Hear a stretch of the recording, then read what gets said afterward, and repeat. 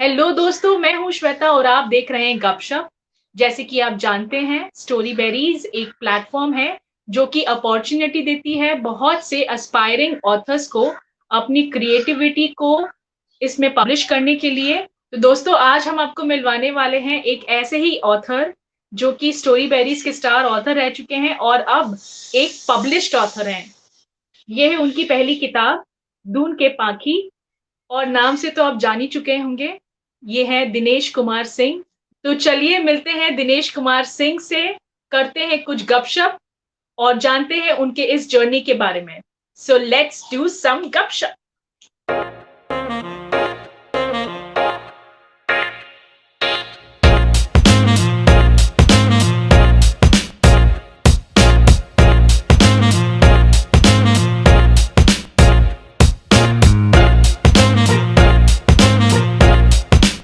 Let's do some गपशप। Hello दोस्तों, मैं हूं श्वेता और आप देख रहे हैं गपशप। आज के हमारे जो गेस्ट हैं वो है दिनेश कुमार सिंह। आप सब उनको जानते हो और सब देख चुके हैं गपशप में। आज हम ये एपिसोड बहुत ज्यादा ये स्पेशल इसलिए है क्योंकि उनकी जो किताब है, दून के पाखी, ये उनकी किताब पब्लिश हुई है। वंस अगेन वेलकम टू गपशप। Thank you very. पहले तो आप ये बताएं अपनी कविता के, this entire book is so beautiful. इस कवर के बारे में, इस टाइटल के बारे में आप कुछ बताएं। This is so exciting and so beautiful. हाँ, नहीं, सही कहा आपने। इनफैक्ट जब मैं ये किताब लिख रहा था तो टाइटल में रिसर्च करने में काफी समय गया। फिर जा करके मुझे टाइटल और जो कवर पेज है दोनों एक साथ सूझे हैं। टाइटल जो दून के पाखी है, सो मैंने बुक के एंड में लिखा हूँ कि जैसे कि लाइफ की जो अप्स एंड डाउन्स होती हैं या वैल्यूज वैलीज होती हैं, जैसे कि दरिया होती हैं, खाई होती हैं, तो जी। उनके खाई में से जो एक्सपीरियंसेस निकलते हैं वो कविताओं का रूप लेती है। तो ये था कि ओके। दून मतलब जैसे देहरादून बोलते हैं, तो दून जो एक तरह हाँ का हाँ। खाई होती है, उसमें उड़ने वाले पक्षी जो कि बहुत ऊपर तक उड़ान लेते हैं, नीचे भी जाते हैं। तो ये मेरी कविताएं भी जीवन के मर्म को स्पर्श करते हुए कभी बहुत ही मन के अंदर जाती हैं और कभी अपने आप के मन को उठाती भी हैं। तो ये मेरी ओके। कविताएं मेरी दून के जिंदगी के दून के पाखी थे। और बुक के ऊपर मेरी फैमिली, हम एक ये जी, फोर्ट में गए थे। ये आपकी पूरी फैमिली है। ये फैमिली है, ये मेरी जिंदगी के दून के पाखी है। हाँ, तो सच में बिल्कुल, इसीलिए I mean these are the ये पिलर्स ऑफ दोनों योर जुड़ स्ट्रेंथ। करके। करेक्ट करेक्ट, बिल्कुल सही कहा आपने। तो कविताएं जो है वो आपके एक एक जिंदगी की पाखी होती है, और ये मेरी जो ये प्राकृतिक जिंदगी है, भौतिक जिंदगी है, उसके ये दून के पाखी। ओके। और ये पिक्चर जो है, मैं एक पर्सनल सवाल पूछना चाहती हूँ। ये जो पिक्चर है, ये कोई एक पर्टिकुलर जगह आप गए थे जहाँ का ये पिक्चर है? वेयर इज दिस पिक्चर हाँ, इज सो ब्यूटीफुल, ऊपर से देखते हुए, गहराई को देखते हुए। दिस इज अगेन, ये कहाँ का है पिक्चर, ये बताए थोड़ा।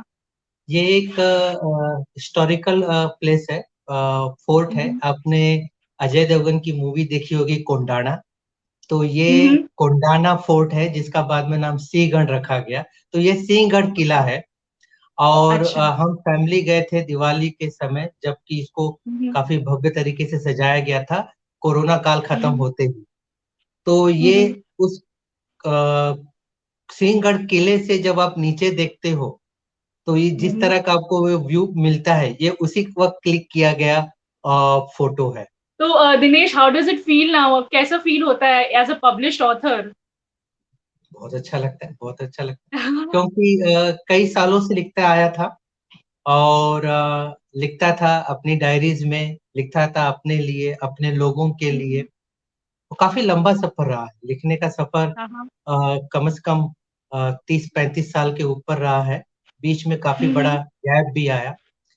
और जी। उसके बाद वेब पब्लिशिंग कर रहा था, खासकर हम्म। स्टोरी बेरीज पे बहुत सारी कविताएं जब लिखी थी। पर हम्म। हार्ड बुक में और प्रिंट फॉर्म में जो आपके हाथ में किताब आती है, उसका एक्सपीरियंस जी। बियॉन्ड डिस्क्रिप्शन है। तो काफी काफी वेरी ट्रू। अच्छा, काफी सेटिस्फेक्शन महसूस हुआ। एब्सोल्युटली, मैं इसी पे जैसे आपने ये बात कही है, मैं आपसे ये पूछना चाहती हूँ, इंटरनेट राइटिंग और as a like published author, ये दोनों में लिखने में क्या अंतर है? सो इंटरनेट राइटिंग में क्या होता है कि तो 3 तरह की राइटिंग है। जब आप लिखते हो और आप अपने लिए लिखते हो और एक लिमिटेड स्कोप में रखते हो। तो आप हुँ, हुँ। जिसके लिए और जिस टॉपिक पे लिखते हो, जब आप उसको शेयर करते हो तो उनको जो सैटिस्फैक्शन मिलता है वो आपकी हैप्पीनेस है, खुशी है। जी। इंटरनेट पे जैसे वेब पब्लिशिंग, अब हम इस पे लिखते हैं, स्टोरी बेरीज पे लिखते हैं, तो वहां पे जी। जब लिखा जाता है वहां पब्लिश होता है, लोग पढ़ते हैं, फीडबैक आता है, लाइक्स आती हैं, कमेंट्स हुँ, आते हुँ। हैं, तो वो एक अलग तरह का एक्सपीरियंस है। हुँ, हुँ। बट फास्ट चीज का एक्सपीरियंस आता भी फास्ट है और जाता भी फास्ट है। मतलब लगता है कि 2 दिन 3 दिन 1 हफ्ते 2 हफ्ते में वो एक कविता का अंत जैसा हुँ, हो हुँ। गया। बट अच्छा। लिखी हुई किताब एक ऐसी चीज है कि जो एक संकलन है आपके best hmm, of the hmm. Creations की।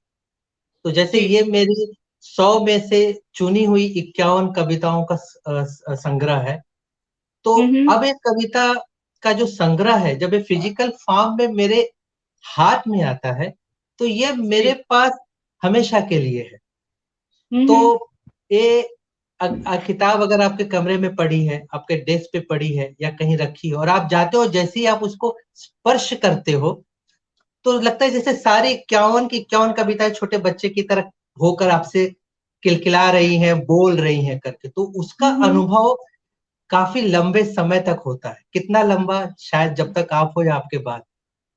हुँ, हुँ।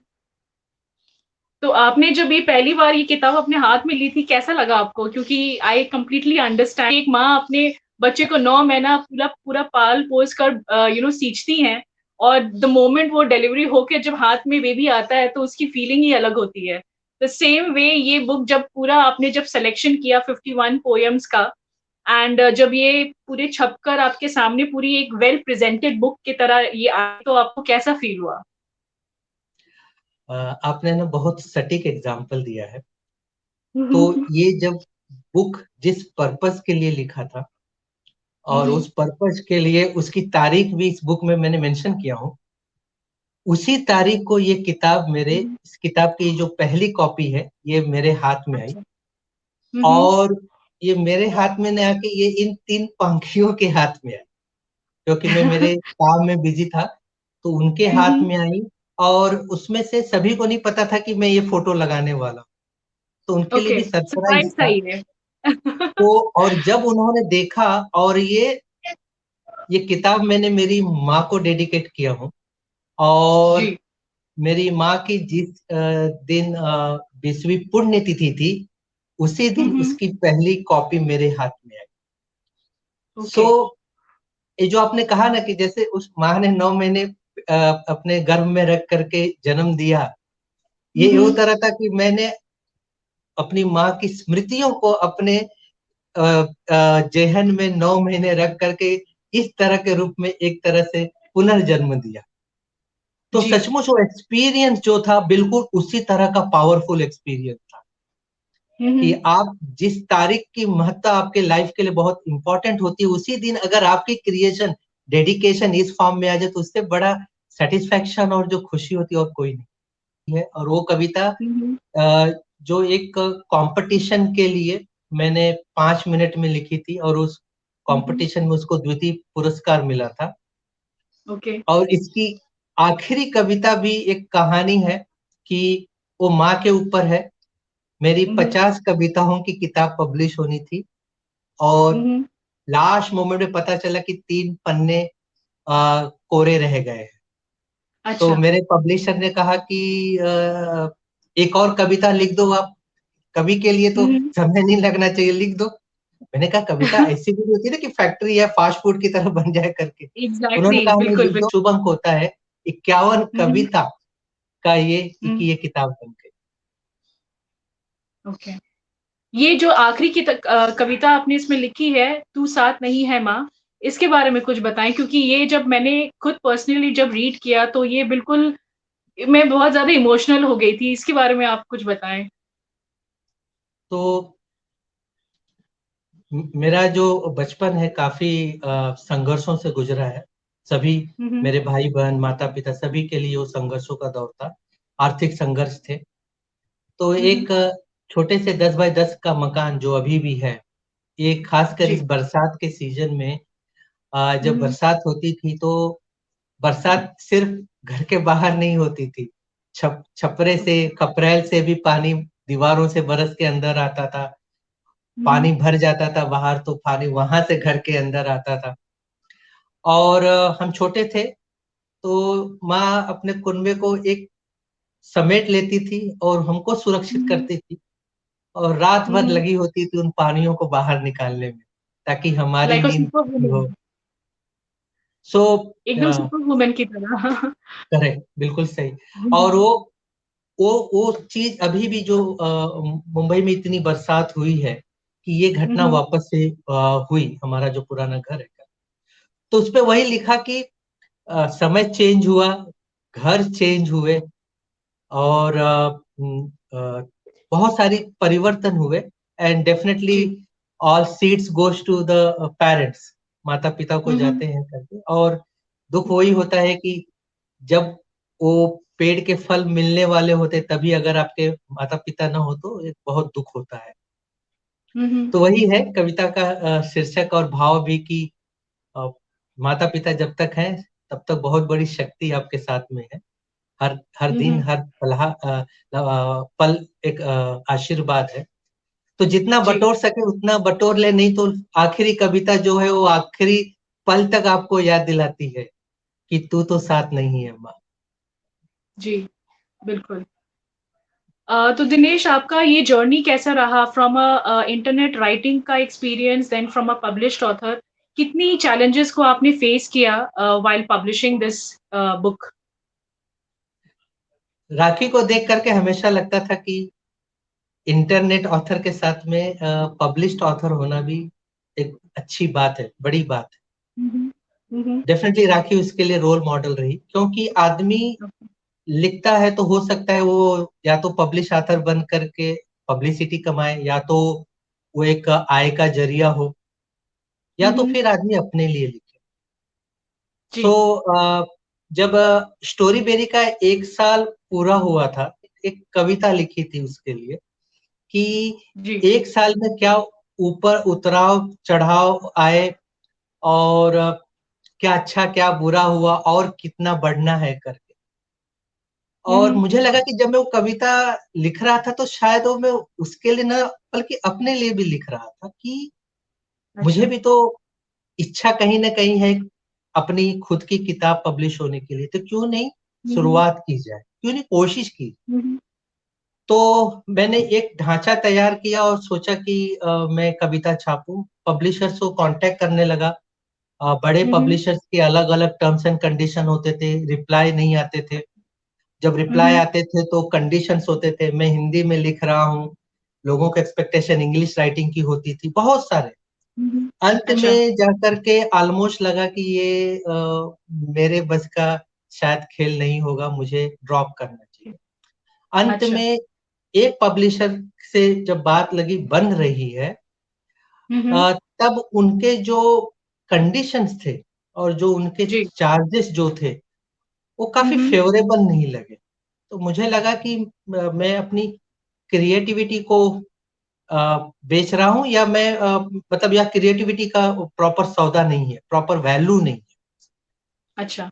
तो मैंने शायद ड्रॉप करने का सोचा, पर बीच में ये अमरीश जी हैं जो भारतीय साहित्य संग्रह के, हुँ, हुँ। उनसे अचानक कनेक्शन हो गया, एंड ओके। वो हिंदी साहित्य को, भारतीय साहित्य को काफी प्रमोट कर। हुँ, तो हुँ। उनसे बात हुई तो उन्होंने बुक के जो रचना थी उसमें थोड़े से चेंजेस बताए। मुझे लगा कि हाँ, सिंपल है, कर लेते हैं। फिर हुँ, मैंने हुँ। किया। फिर उन्होंने बोला थोड़ा और करते हैं, ये चीज चेंज करते हैं। मैंने बोला ठीक है, करते हैं। जी। 1 महीने का समय उन्होंने हमने व्यतीत किया, और उन्होंने बिना ये बताए कि नहीं ये चेंज होना चाहिए एंड पिक्चर, उन्होंने मुझसे वो चेंज धीरे धीरे कराते रहे। जो कि फर्क होता है एक मेंटर में और एक सिर्फ वेंडर या पब्लिशर। सो बाय द तो ये टाइम मेरी पूरा जब एक किताब, प्रोसेस कितना टाइम लग गया आपको, ये पूरा पूरा प्रोसेस लाइक चेंजेस करने में, या जो भी चीज आप जो कह रहे हैं, ये पूरा प्रोसेस, ये पूरा समय कितना लगा इसमें करने में? मुझे 6 महीने का दौर तो गया, सब चीजें संकलन, पब्लिशर, इन सब के ढूंढने, बात करने, ये अप्रोच करने, रिप्लाई, ये सब में। पर ओके। आखिर का जो दौर था वो सिर्फ 30 दिनों में हुआ, क्योंकि जब मैंने अमरीश जी को कहा कि ये मैं किताब क्यों पब्लिश कर रहा हूँ और मेरे दिमाग में जो डेट है वो क्यों इम्पोर्टेंट है, तो उन्होंने जी। बहुत सारी चीजें उसको एक्सपेडाइट की, उन्होंने उसको काफी फास्ट किया। और ओके। 30 दिनों के अंदर हम दोनों ने मिल करके इस कविता का जो फाइनल रूप है वो तैयार कर दिया, इंक्लूडिंग टाइटल और the cover page. This is but हाँ, completely a blessing then, because इतनी जल्दी आपने इसको पब्लिश कर दिया, 6 महीने लग गए आपको पूरा पूरा प्रोसेस करने में, and all of a sudden जब होना होता है तो एकदम एग्जैक्टली एकदम सही टाइम पे निकला ये। Yes correct. हाँ, बट एक ये चीज है कि लोग ये ना समझे कि 30 दिन, 30 दिन में काम 90 दिनों का हुआ होगा, क्योंकि कई कई रातों को मुझे ऑफिस के बाद 6 6 7 8 घंटे रात को 2 बजे तक बैठ करके रिविजन्स ओके। करने होते थे, उसके ड्राइंग्स बनाने होते थे। सो ये था कि 90 दिनों का काम हमने 30 दिनों में पैक किया, क्योंकि डेडलाइन फिक्स थी, डेडलाइन फिक्स। अच्छा। मैंने अपनी कविताओं को जो इस तरह छांटा, तो उस वक्त मैंने थीम ये रखा था कि मैं लाइफ के रिलेटेड कविताएं लिखूंगा, और हम्म। लाइफ में फिर आदमी के जो इंडिविजुअल्स हैं, मतलब एक पर्सनल लाइफ होती है, उसके रिलेटेड कविताएं उठाऊंगा। और उनमें से हम्म। खासकर कविताएं डेफिनेटली मैं माँ की थीम की जो रिलेटेड थी उनको सेलेक्ट करना चाह जी। रहा था। फिर हम्म। जो एक आदमी की लाइफ में अप्स एंड डाउन्स आते हैं, उनके हम्म। रिलेटेड कुछ कविताएं रखना चाहता था, कुछ मोटिवेशनल हम्म। कविताएं रखना चाहता था।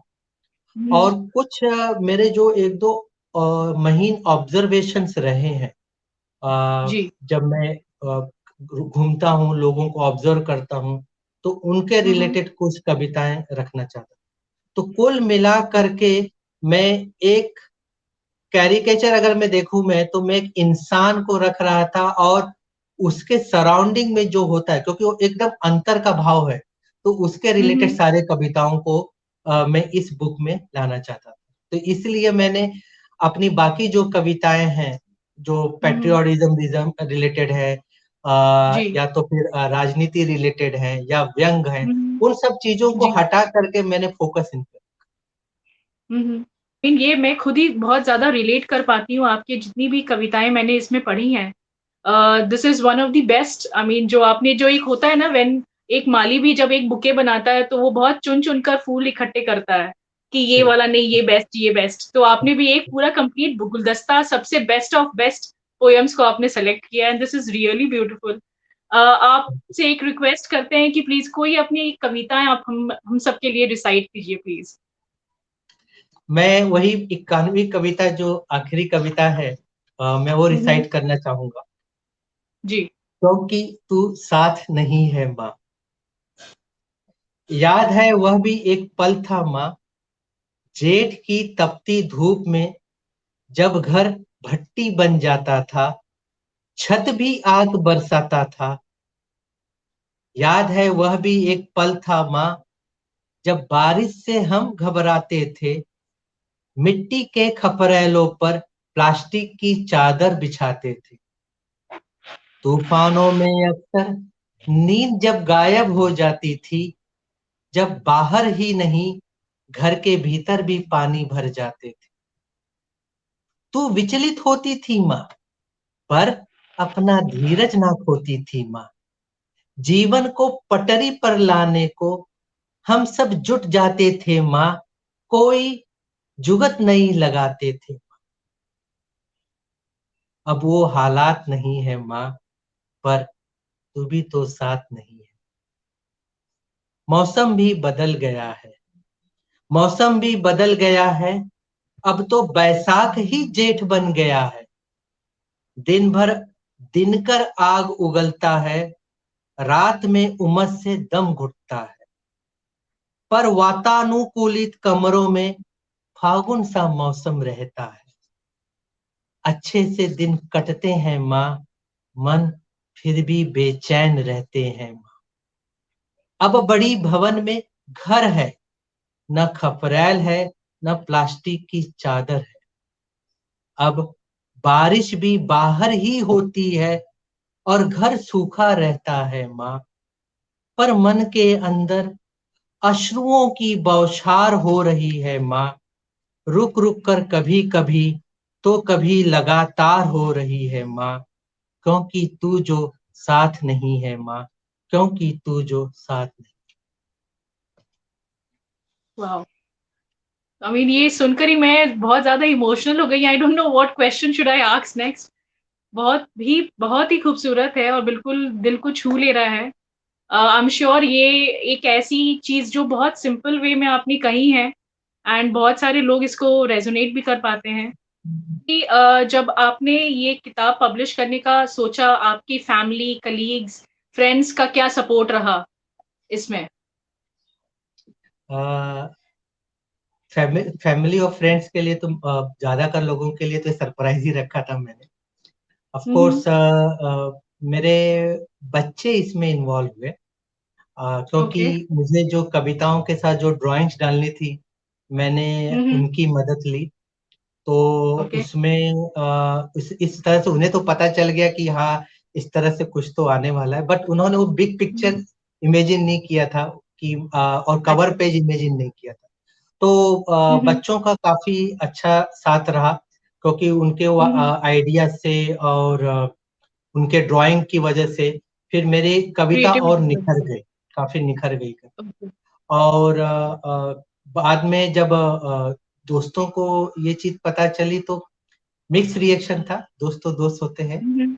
हम्म। लेकिन कुछ लोगों का रिएक्शन काफी सरप्राइज था, क्योंकि उन्हें पता तो था कि मैं लिखता हूँ, पर उन्हें ये नहीं पता था कि मैं हम्म। इतना लिखता हूँ कि एक कविता की किताब का रूप भी ले सकती हूँ। किताब ही पब्लिश कर दे। ओके। कर, कर। हम्म। तो ये बुक का रिस्पॉन्स कैसा रहा? जैसे मैंने कहा कि अमरीश जी जो मेरे इस किताब लिखने में मेंटर थे, कई चीजों हम्म। का उन्होंने ध्यान रखा। और हम्म। ये जैसे चीजें बढ़ती गई, जैसे कवर पेज जब डिजाइन करना था तो फोटो सिलेक्शन, बैकग्राउंड सिलेक्शन, और उसके बाद हम्म। पन्नों पर भी अगर आप देखेंगे तो जो डिजाइन थे वो पब्लिशर ने काफी ध्यान दिया। तो इस तरह से ओके। टीम वर्क जो होती है बहुत जरूरी होती है एक अच्छी किताब आने के लिए। हम्म। और साथ में लोगों का रिस्पांस भी काफी अच्छा रहा, मैंने उम्मीद नहीं की थी। जैसे ओके। फैमिली में बोला कि लोगों ने बोला कि मुझे नहीं लगा था कि शायद एक किताब भी बिकेगी करके, बट अमेजोन में, हम्म। फ्लिपकार्ट में इसकी काफी प्रतियां बिकी। और ओके। कई सारी प्रतियां मैंने अपने फ्रेंड्स को गिफ्ट की, क्योंकि हम्म। त्योहारों के मौसम में आप मिठाई गिफ्ट करते हो, आप अपनी शुभकामनाएं गिफ्ट करते हो। ये एक ऐसा मौका होता है जो आप अपनी चीज किसी को गिफ्ट करते हो, तो उसका एक एब्सोल्युटली। जो फीलिंग था वो काफी काफी अलग था, काफी काफी अलग था। I hmm. Don't, I can't describe वो फीलिंग इन वर्ड्स। जी जी, एंड कंप्लीटली। जितनी कापियां निकली हैं, मैंने तो डेफिनेटली उतनी उम्मीद नहीं की थी।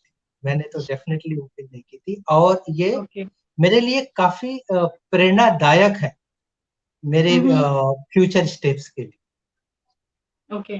तो आपके फ्यूचर प्लान्स क्या हैं दिनेश? आप आगे कौन से विषय पर लिखना चाहते हैं? और आगे कोई किताब आप सोच रहे हैं पब्लिश करने की? जैसे कि आपको अच्छे से याद होगा कि इसके पहले जो हम गपशप में आए थे आप, तो हम लोगों ने चाय के ऊपर में काफ़ी बातें की थी और आप उस समय भी कह रहे थे कि चाय के बारे में आप बहुत कुछ लिख रहे हैं, तो उसका कुछ फ्यूचर प्लान है? आगे क्या प्लान है बताएँ? आपने पकड़ लिया। तो मेरी अगली रचना मेरी चाय की जो कहानियां हैं उनके इर्द गिर्द ही है। तो हुँ, हुँ। उसकी लगभग 20 कहानियों का आउटलाइन रेडी हो चुका है।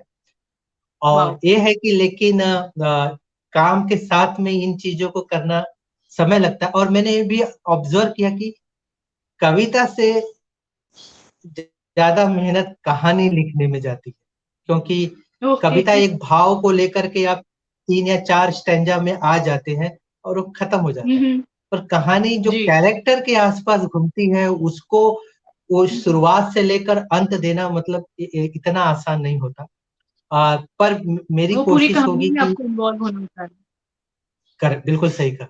तो मेरी कोशिश है कि अगले साल हम्म। शायद मैं चाय वाले की कहानी लेकर के आऊं। दिनेश, आपने माँ के बारे में तो इसमें लिखा ही है, और इसके अलावा भी आपने इसमें एक अकेलापन के बारे में, जैसे कि सूखे रिश्ते, फासला, धुंध, इन सब के बारे में भी एक लिखा है जिसमें एक एकांकीपन है।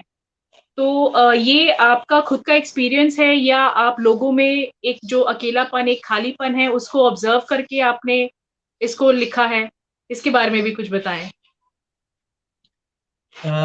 डेफिनेटली खुद का एक्सपीरियंस भी होगा, और साथ में जिन लोगों के साथ मैं इंटरेक्ट करता हूँ, या जो मेरी लाइफ में, वर्किंग लाइफ या सोशल लाइफ में आते हैं, उनसे जो जी। सुनता हूँ, तो कहीं ना कहीं उन भावनाओं से वो टाइटल या वो मेन किरदार आते हैं।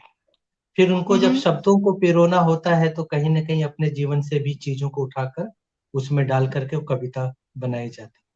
तो खासकर आजकल के इस भाग दौड़ की जिंदगी में फोन के साथ आदमी इतना जुड़ गया है कि लोगों के साथ के संबंध भी मतलब खत्म हो रहे हैं, और काफी हम्म। फास्ट पेस है, लोगों की अपेक्षाएं काफी बढ़ गई हैं। सो हम्म। एक ही दिन के अंदर मन के जीवन के सारे उतार चढ़ाव दिखाई दे जाते हैं, सुबह जी। की शुरुआत से लेकर के रात तक आप जब लौटते हैं, तो कहीं हम्म। न कहीं उन छोटे छोटे पलों को भी मैंने कैप्चर करके अपनी कविता में पिरोया हूँ। जैसे ओके। शून्य की एक कविता है, तो शून्य की जी। अगर कविता करें और आप पढ़ेंगे तो आपको लगेगा कि जैसे यह खुद की कहानी है। और हम्म। मुझे जैसे फीडबैक आया कि शून्य से शुरू किया था और शून्य पे आ पहुंचा हूँ, तो किसी ने हम्म। कहा कि ये एग्जैक्टली मेरे बारे में लिखी गई हुई चीज है। धुंध के बारे में था लोग कि इससे लोगों रिलेट के कर पाते रिलेशन हैं। के थे कि आ, रिलेशन मुझे ऐसा बाहर दिखता है और ऐसा अंदर हम्म। दिखता है। तो धुंध भी हम्म। बिल्कुल वही है कि धुंध जहां होता है उसके परे और इस तरफ में आपको एक अलग ही तरह की फीलिंग दिखाई देती है या महसूस होती है। तो कहीं ना कहीं ये जो लिखावट है, ये हम और जी। आपकी जीवन में से उठाई गई चीजें हैं। कभी अपनी होती हम्म। हैं, कभी दूसरों की। जी। एक बहुत प्यारी कविता आपने लिखी थी, रवि भी मैं और कवि भी मैं। इसके बारे में भी कहें, क्योंकि ये भी मैं बहुत ज़्यादा रेज़ोनेट कर पा रही थी। इसके बारे में भी कुछ बताएँ? सही। तो अगर आप देखेंगे कि जीवन के उतार चढ़ाव एक पहाड़ की ऊंची शिखर से लेकर के उसकी खाइयों तक आती है। तो हुँ। मैंने कहा कि एक जो रवि है, सूर्य की किरणें वही सिर्फ ऊंचाई तक उसकी शिखर को भी छूती है और उसकी खाई को भी छूती है। तो मैंने कहा जी। कि रवि ही है जो कि इतनी ऊंची छलांग लगा सकता है, और दूसरा हुँ। कवि है जो कि लोगों के अच्छे समय में या उनको मोटिवेट करने के लिए भी उस तरह की भावनाओं को ले जा सकता है, या वो हुँ। सरगम की तार की तरह बाद में वो मन की गहरी भावनाओं की जो खाई है उसको भी छू सकता है। ऐसे बहुत सारे ऑथर्स हैं जो इंटरनेट पे राइटिंग करते हैं, एंड वो इन फ्यूचर अपने आप को एज़ अ पब्लिश्ड ऑथर देखना चाहते हैं। तो इन ऑथर्स को आप क्या एडवाइस, एक सजेशन देना चाहेंगे, who wants to see themselves as a published author? मेरे हिसाब से अ, खुद का सपना है तो आदमी को खुद पहल करनी चाहिए और जरूर कोशिश करनी चाहिए सपने को पूरा करने की। हुँ। क्योंकि आप जब पहला कदम उठाते हैं तो ईश्वर भी किसी न किसी रूप में आकर के आपकी मदद करता है, लेकिन पहला कदम हुँ। खुद को उठाना चाहिए। एक जिंदगी है, जितने भी अच्छे सपने हैं अच्छे पर्पज के लिए हैं, उनको हुँ। पूरा हुँ। करने के लिए कोशिश तो जरूर होनी चाहिए। जी। तो खासकर कई ऑथर हैं स्टोरी बेरीज पर जिन्होंने ना बहुत अच्छे अच्छे कविताएं लिखी हैं, जैसे आप हैं, सागर हैं, मीनू है, कई लोग हैं जो कि अच्छा लिखे हैं और उनका अच्छा संकलन है। तो मेरी इच्छा होगी कि उनको भी अब प्रयत्न करनी चाहिए कि अब उस संकलन को इकट्ठा करें और एक किताब फॉर्म में लिखें। जब वो पहली किताब आपके हाथ में आती है, जैसे आपने कहा कि ना कि वो अपना बच्चा हाथ में आता है, ऐसा फीलिंग होता है, वह आपके बुरे दौर में आपका सबसे बड़ा मोटिवेशन होता है और आपको बार बार वो री एम्फसाइज करता है कि आप यह हो, आपकी ये ताकत है और आपकी ये पहचान है। तो दिनेश, आप ऐसा कोई इंसिडेंट कुछ शेयर करना चाहते हैं व्हाइल पब्लिशिंग द बुक, या ऐसा कोई चीज आप कोई इंटरेस्टिंग सी चीज, कोई आप चीज हम सबके साथ शेयर करना चाहते हैं? हाँ, एक इंटरेस्टिंग वाकया हुआ। तो लोग क्या होते हैं कि खासकर ये हो सकता होगा फर्स्ट टाइम पब्लिशर के ऑथर के लिए, कि लोग अपनी क्रिएटिविटी को इमोशनली देखते हैं और उससे कोई छेड़खानी पसंद नहीं करते।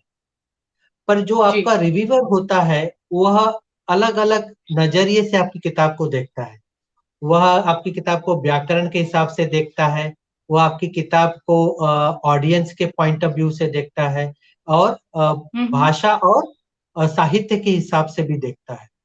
तो उस वक्त जो कमेंट्स आते हैं, मेरे भी किताब कैसे हुए कि जब कमेंट्स आए तो थोड़ा सा डिबेट हो गया कि मैं इसको एक्सेप्ट करूं या न करूं करके।